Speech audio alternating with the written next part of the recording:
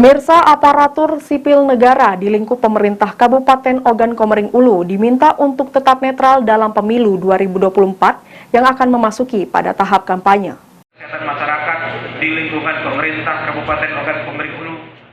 Meski ASN memiliki hak pilihnya dalam pemilu 2024 nanti, namun PJ Bupati Ogan Komering Ulu Teddy Melwansyah meminta ASN untuk simpan saja di dalam hati dan tidak perlu diungkapkan ke area publik.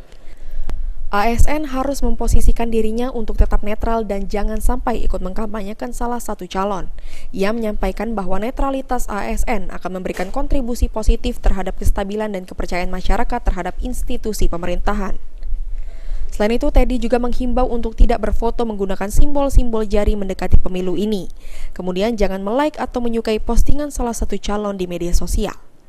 Bersama Musbi dan stakeholder terkait lainnya, kami minta seluruh ASN pilkada pemilu 2024 harus netral, tidak boleh berpihak kepada salah satu kandidat manapun.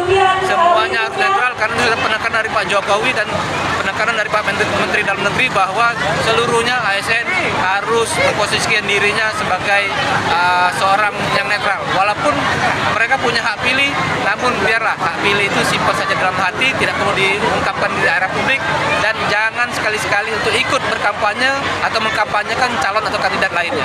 Terkait ini pose-pose foto, Pak? Tidak boleh. Tidak boleh juga? Jangan. Jadi jangankan foto, like di sosmed juga tidak boleh. Itu aturannya. Termasuk kalau foto jangan menggunakan simbol-simbol, tidak boleh. Jadi cukup begini paling maksimal. Ya. Dikatakan Teddy dalam waktu dekat pihaknya akan menggelar forum grup diskusi atau FGD bersama Forkopimda membahas terkait pemilu 2024.